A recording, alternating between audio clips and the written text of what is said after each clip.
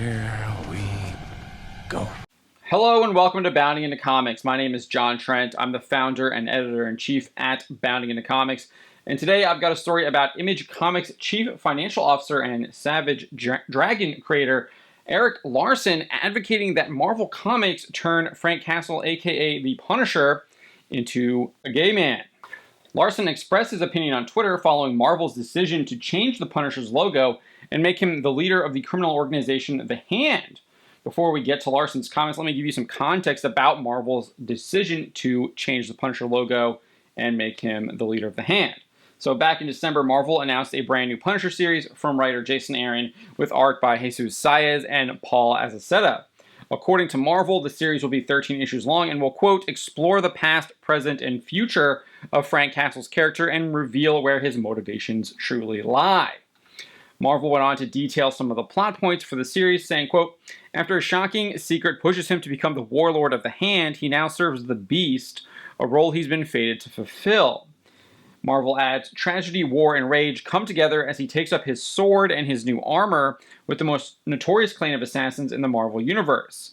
Will it mean an end for the Punisher or a whole new bloody beginning? Jason Aaron provided some additional details, saying, after writing the Punisher over the years, I've always been fascinated by the character of Frank Castle. What moments made him the Punisher even before that fateful day in the park, and how far will he go to win the war that has consumed his life? Spoiler, as far as it damn well takes. Aaron added, this story is the destined next step in the dark and tragic evolution of Frank Castle, from troubled kid to heroic soldier to revenge-driven vigilante to the duly anointed king of killers. Believe me when I say I'm as excited about this story as anything I've ever written for Marvel. So responding to these changes and the ongoing debate around them, Larsen wrote on Twitter, instead of changing Punisher's chest emblem, they should just have Frank finally realize that he's gay. And the beauty of it is that it wouldn't alter the comics at all. He'd still be dressing in leather, ignoring the ladies, and hanging out in bars with other sweaty dudes. In a subsequent tweet, he added, and then the Punisher skull would take on a whole new meaning, and it would just kill the dudes who brandish it. They're such a homophobic lot. Then in response to a user who told him I'd read that, Larsen added, seriously, if you read Punisher comics, which exist, nothing changes. You can read comics that are in print, and it all works. Man, he keeps his van tidy. Weird how he hasn't hooked up with any lady in 50 years. It all fits. Frank Castle's tragic backstory involves the death of his wife, Maria, and their 2 children. Clearly, he was hooking up with her in their marriage, had 2 children, and he clearly loved her, as numerous comics show. That's always what is a motivating factor for Frank Castle and the Punisher. But then there's also a number of other comics that have shown him having flings with numerous other women throughout his comic history.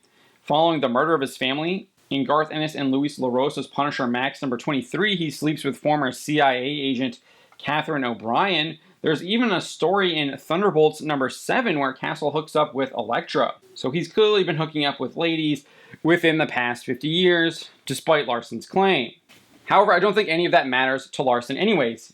He is clearly a social justice warrior, and what do social justice warriors do? They lie and double down, and that's exactly what Larsen does here. He lies, and then he doubles down. And the whole reason why he's doing it is to try and own his political opponents that he accuses of homophobia. And while Larsen probably thinks he's being really smart putting this idea out there, what it really shows is just how poor his own character really is.